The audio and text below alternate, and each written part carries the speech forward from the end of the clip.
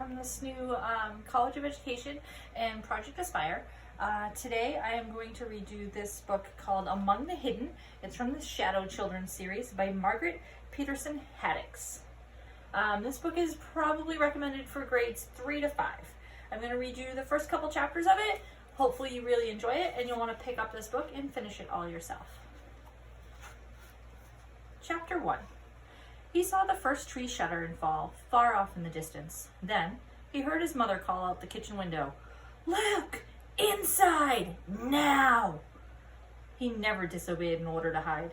Even as a toddler, barely able to walk in the backyard's tall grass, he had somehow understood the fear in his mother's voice. But on this day, the day they began taking the woods away, he hesitated. He took one extra breath of fresh air, scented with clover and honeysuckle, and coming from far away pine smoke. He laid his hoe down gently and savored one last moment of feeling warm soil beneath his bare feet. He reminded himself, "I will never be allowed outside again. Maybe never as long as I live." He turned and walked into the house as silently as a shadow. "Why?" he asked at the supper table that night. It wasn't a common question in the Gardner house. There were plenty of hows. How much rain did backfield get? How's the planting going? Even what's? What'd Matthew do with the 5/16 wrench? What's Dad going to do with the busted tire? But why wasn't considered much worth asking. Luke asked again. "Why'd you sell the woods?" Luke's dad harumphed and paused in the midst of shoveling forkfuls of boiled potatoes into his mouth. "Told you before. Didn't have a choice. Government wanted it. You can't tell the government no." Mother came over and gave Luke's shoulder a reassuring squeeze before turning back to the stove. They had defied the government once, with Luke. That had taken all the defiance they had in them. Maybe more. "We wouldn't have sold the woods if we hadn't had to," she said, ladling out thick tomatoey soup. "The government didn't ask us if we wanted houses there." She pursed her lips as she slid the bowls of soup onto the table. "But the government's not going to live in the houses," Luke protested. At 12, he knew better, but sometimes still pictured the government as a very big, mean, fat person, 2 or 3 times as tall as an ordinary man, who run around yelling at people, "Not allowed! Stop that!" It was because of the way his parents and older brothers talk. "Government won't let us plant corn there again. Government's keeping the prices down. Government's not going to like this crop." Probably some of the people who live in those houses will be government workers, Mother said. It'll be city people. If he'd been allowed, Luke would have gone over to the kitchen window and peered out at the woods, trying for the umpteenth time to picture rows and rows of houses where the firs and maples and oaks stood now. Or had stood. Luke knew from a sneaked peek right before supper that half the trees were now toppled. Some already lay on the ground. Some hung at weird angles from their former lofty positions in the sky. Their absence made everything look different, like a fresh haircut exposing a band of untanned skin on a forehead. From the deep inside of the kitchen, Luke could tell the trees were missing because everything was brighter, more open, scarier. "And then, when those people move in, I'll have to stay away from the windows?" Luke asked, though he knew the answer. The question made Dad explode. He slammed his hand down on the table. "Then? You gotta stay away now! Everybody and his brother's going to be tramping around back there to see what's going on. They see you?" He waved his fork violently. Luke wasn't sure what the gesture meant, but he knew it wasn't good. No one had ever told him exactly what would happen if anybody saw him. Death? Death was what happened to the runt pigs who got stepped on by their stronger brothers and sisters. Death was a fly that stopped buzzing when the swatter hit it. He had a hard time thinking about himself in connection with the smashed fly or the dead pig gone stiff in the sun. It made his stomach feel funny, even trying. "I don't think it's fair we've got to do Luke's chores now," Luke's older brother Mark grumbled. "Can he go outside sometimes, maybe at night?" Luke waited hopefully for an answer, but Dad just said no, without looking up. "It's not fair," Mark said again. Mark was the second son, the lucky son. Luke thought he was feeling sorry for himself. Mark was 2 years older than Luke and barely a year younger than Matthew, the oldest. Matthew and Mark were easily recognizable as brothers, with their dark hair and chiseled faces. Luke was fairer, smaller boned, softer looking. He often wondered if he looked tougher, like them. Somehow he didn't think so. Luke don't do nothing nohow, Matthew jeered. We won't miss his work at all. It's not my fault, Luke protested. I'd help more if... Mother laid her hands on his shoulders again. Hush now, all of you. Luke will do what he can. He always has. The sound of tires on their gravel driveway came through the open window. Now who? Dad started. Luke knew the rest of the sentence. Who could that be? Why were they bothering him now? His first chance all day to sit down. It was a question Luke always heard the end of from the other side of a door. Today, skittish because of the woods coming down, he scrambled up faster than usual, dashing for the door to the back stairs.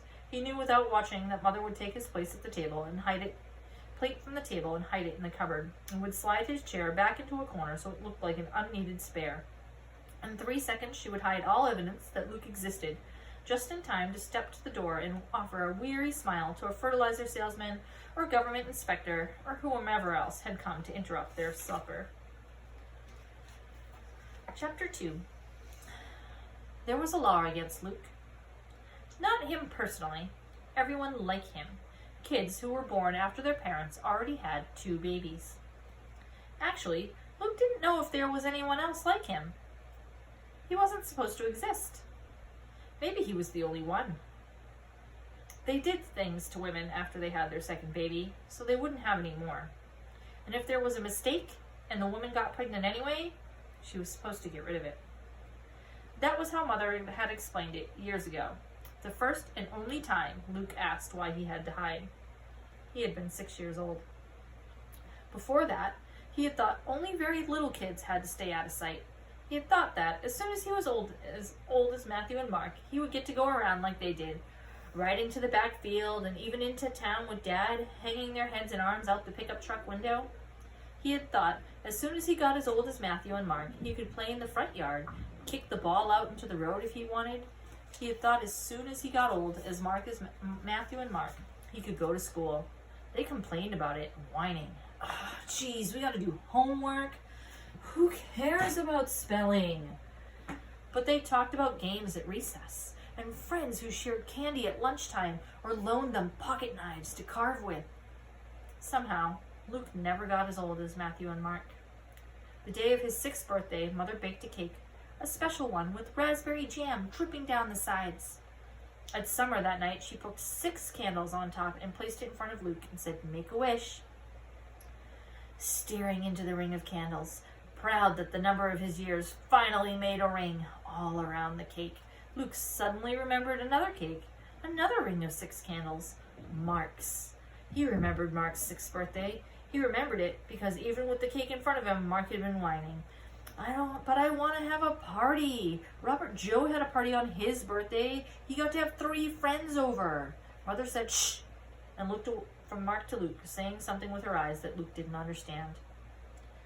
Startled by the memory, Luke let out his breath. 2 of the candles flickered and 1 went out.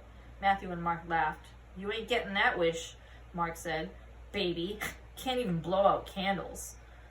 Mark wanted to cry. He'd forgotten even to make a wish. If he hadn't been surprised, he would have been able to blow out all 6 candles.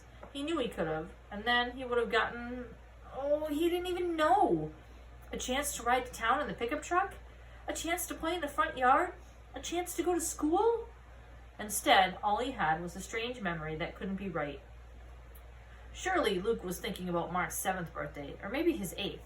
Mark couldn't have known Robert Joe when he was 6, because he would have been hiding then, like Luke. Luke thought about it for 3 days. He trailed along behind his mother as she hung out wash on the line, made strawberry preserve, and scrubbed the bathroom floor. Several times he started to ask, "How old do I have to be before people can see me?" But something stopped him every time. Finally, on the 4th day, after Dad, Matthew, and Mark had scraped back their chairs from the breakfast table and headed out to the barn, Luke crouched at the kitchen side window. The one he wasn't supposed to look out because people driving by might catch a glimpse of his face. He tilted his head to the side and raised up just enough so that his left eye was about level of the windowsill. He watched Matthew and Mark running in the sunlight, the tops of their hog boots thumping against their knees. They were in full sight for the whole world, it seemed, and they didn't care.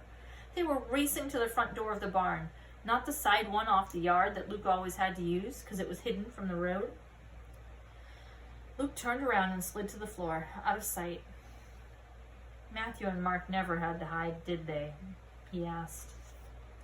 Mother was scrubbing the remains of scrambled eggs off the skillet. She turned her head and looked at him carefully. No, she said. Then why do I? She dried her hands and left the sink, something Luke had almost never seen her do if there were still dirty dishes left to be washed. She crouched beside him and smoothed his hair from the back of his forehead. Oh, Lukey, do you really need to know? Isn't it just enough to know things are just different for you? He thought about that. Mother was always saying he was the only one who would ever sit on her lap and cuddle. She still read bedtime stories to him, and he knew Matthew and Mark thought that was sissified. Was that what she meant? But he was just younger. He'd grow up. Wouldn't he be like them? With unusual stubbornness, Luke insisted, I want to know why I'm different. I want to know why I have to hide. So Mother told him.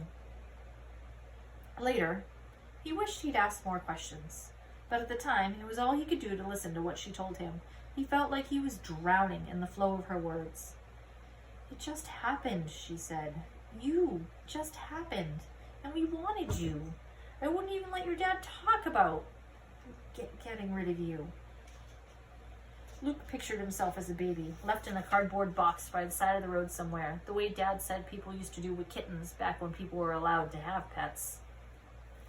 But maybe that wasn't what Mother meant. The population law hadn't been around long then, and I'd always wanted lots of kids. Before, I mean. Getting pregnant with you was like a miracle. I thought the government would get over their foolishness. Maybe even by the time you were born. Then I'd have a new baby to show everyone.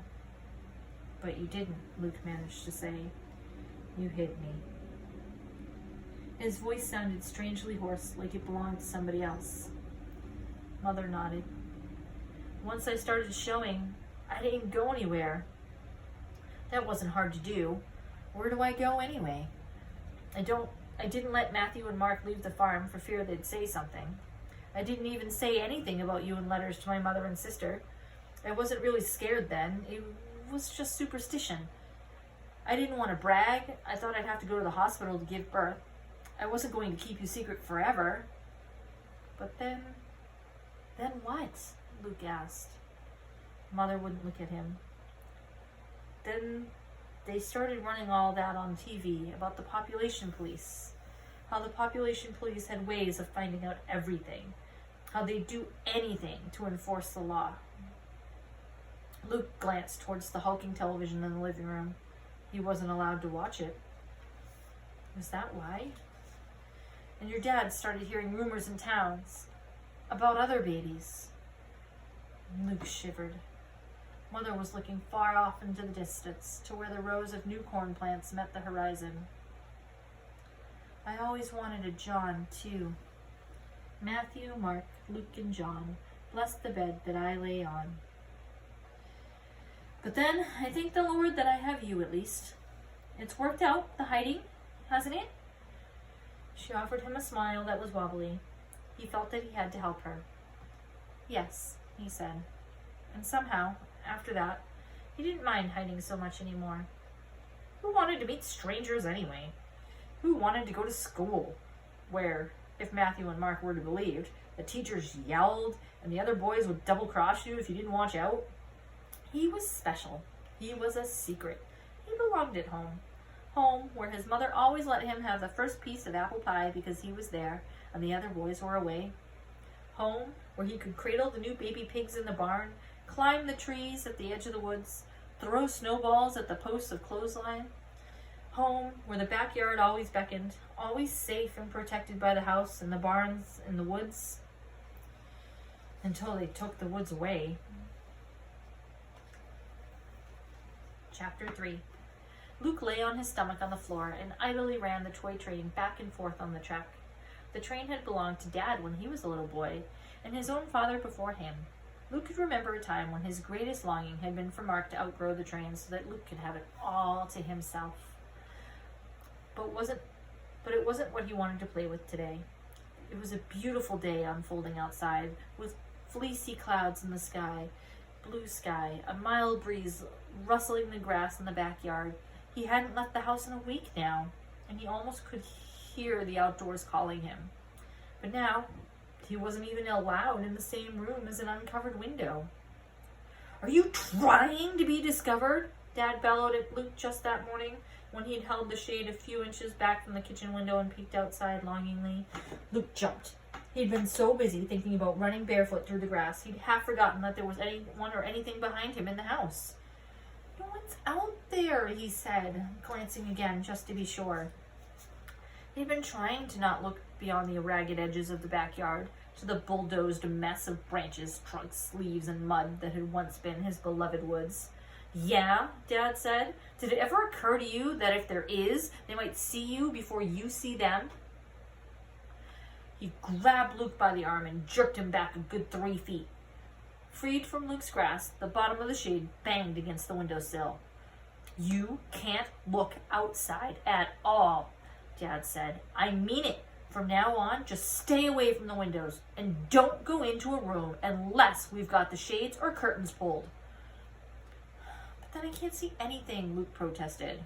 "Better that than to get turned in," Dad said. Dad sounded like he might feel sorry for Luke, but that only made things worse. Luke turned around and left, scared he might cry in front of Dad. Now he gave the toy train a shove. It careened off the track, landed upside down, wheels spinning. "Who cares?" Luke muttered. There was a harsh knock on his door. "Population police, open up!" Luke didn't move. "That's not funny, Mark," he shouted. Mark opened the door and bounded up the stairs that led to Luke's room proper. Luke's room was also the attic, a fact he had never minded. Mother long ago had shoved all the trunks and boxes as far as they could go under the eaves, leaving prime space for Luke's brass bed and circular rug and books and toys. He had even heard Matthew and Mark grumbling about Luke having the biggest room, but they had windows. "Scared you this time, didn't I?" Mark said. "No," Luke said. Nothing would force him to admit that his heart had jumped. Luke had been playing the population police joke for years, always out of their parents' earshot. Usually Luke just ignored Mark, but now, with Dad acting so skittish, what would Luke have done if it really had been the population police? What would they do to him? "Matt and me, we've never told anyone about you," Mark said, suddenly serious, which was strange for him. "And you know Mother and Dad don't say anything. You're good at hiding, so you're safe, you know?" "I know," Luke muttered. Mark kicked the toy train that Luke had crashed. "Still playing with baby toys?" he asked, as if it made up for slipping and being nice. Luke shrugged. Normally he wouldn't have wanted Mark to know he had played with the train anymore, but today everything else was so bad that it didn't matter. "Did you just come up here to bug me?" Luke asked. Mark put on an offended look. "I thought you might want to play checkers," he asked. Luke squinted. "Mother told you to, right?" "No." "You're lying," Luke said, not caring how nasty he sounded. "Well, if you're going to be that way, just leave me alone, okay?" Okay. Mark backed down the stairs. "Jeez." Alone again, Luke felt a little sorry he'd been so mean. Maybe Mark had told the truth. Luke should apologize. But he really didn't feel like it. Luke got up and started pacing his room. The squeak of the third board in the floors and the stairs annoyed him. He hated having to duck under the rafters on the far side of his bed. Even his favorite model cars lined up on the shelves in the corner bothered him today. Why should he have model cars? He's never even sat in a real one. He never would. He'd never get to do anything or go anywhere. He might as well just rot up here in the attic. He thought about that before, on the rare occasions when Mother, Dad, Matthew, and Mark all went somewhere and left him behind. What if something happened to them and they never came back? Would someone find him years from now, abandoned and dead? He read a story in one of those old books in the attic about a bunch of kids finding a deserted pirate ship and then a skeleton in one of the rooms. He'd be like that skeleton. And now that he wasn't allowed in the rooms with uncovered windows, he'd be a skeleton in the dark. Luke looked up automatically, as if to remind himself that nothing lit the rafters but the single bulb above his head. Except there was light at either end of the ceiling, leaking in under the peak of the roof. Luke stood up and went to investigate. Of course, he should have remembered there were vents at each end of the roof. Dad grumbled occasionally about heating the attic for Luke. It's just like throwing money out the vents. But Mother had always fixed him with one of her stairs, and nothing changed. Now, Luke climbed to the top of the largest trunks and looked out through the vent. He could see out. He could see a strip of the road and the cornfield beyond, its leaves waving in the field. The vent slanted down and limited his view, but at least he was sure nobody could be able to see him. For a moment, Luke was excited, but that quickly faded. He didn't want to spend the rest of his life watching the corn grow. Without much hope, he stepped down from the trunk and went to the other end of the attic, the portion that faced the backyard. He had to slide boxes around and drag an old step stool from the opposite end of the attic, but finally his eyes were level with the back vent. The view was not of the backyard. It was too close, but of the former woods. He never realized it before, but the land there sloped away from his family's house, so he had a clear view of acres and acres that had once been covered with trees. The land was abuzz with activity now. Huge yellow bulldozers shoved brush back from a rough road that had been traced out with gravel. Other vehicles Luke couldn't identify were digging holes for huge concrete pipes. Luke watched in fascination. He knew tractors and combines, of course, and had seen his dad's brush hog and manure spreaders and gravity wagons up close in the barn. But these machines were different, designed for different jobs, and they were all operated by different people. Once, when Luke was younger, a tramp had walked up to the house, and Luke had only time to hide under the sink in the mudroom before the man was in the house begging for food. The door of the cabinet was cracked, so Luke had been able to peek out and see the man's patched trousers and holey shoes. He heard his whiny voice. "I ain't got no job, and I ain't in 3 days. Nope, I can't do no farm work for my food. What do you think I am? I'm sick. I'm starving." Other than that, the tramp and the pictures in the book, Luke had never seen another human being besides his parents, Matthew and Mark. He'd never dreamed there was such a variety. Many of the people running the bulldozers and shovel contraptions were stripped of their shirts, while others were standing nearby, even wore ties and coats. Some were fat, some were thin, some were browned by the sun, and some were paler than Luke himself, who would never be tan again. They were all moving, shifting gears, lowering pipe, waving to each others into position, or at the very least talking at full speed. All that activity made Luke dizzy. The pictures and books always showed people still. Overwhelmed, Luke closed his eyes and opened them, for fear of missing something. "Luke!" Reluctantly, Luke slid down from his step-stool perch and scrambled over to recline innocently on his bed. "Come in," he called to his mother. She climbed the stairs heavily. "You okay?" Luke dangled his feet over the side of the bed. "Sure, I'm fine." Mother sat on the bed beside him and patted his leg. She swallowed hard. "It's not easy, the life you've got to live. I know you'd like to look outside. You'd like to go outside." "It's okay, Mother," Luke said. He could have told her about the vents. He didn't see how anyone could object to him looking out there. But something stopped him. What if they took that away from him, too? What if Mother told Dad and Dad said, No, that's too much risk. I forbid it." Luke wouldn't be able to stand it. He kept silent. Mother ruffled his hair. "You're a trooper," she said. "I knew you'd hold up all right." Luke leaned against his mother's arm, and she moved her arm around his shoulders and hugged him tight to her side. He felt a little guilty for keeping a secret, but mostly reassured. loved, and reassured. Then, more to herself than him, Mother added, and things could be worse. Somehow, that wasn't comforting. Luke didn't know why, but he had a feeling that what she really meant, that things could get a lot worse. He snuggled tighter against Mother, hoping she was wrong. That's where I'm going to leave you. Later on in the book, Luke meets somebody else who's just like him, and they might risk trying to leave. If you want to know what happens to the Shadow Children, you've got to read Among the Hidden by Margaret Peterson Haddix. Enjoy it!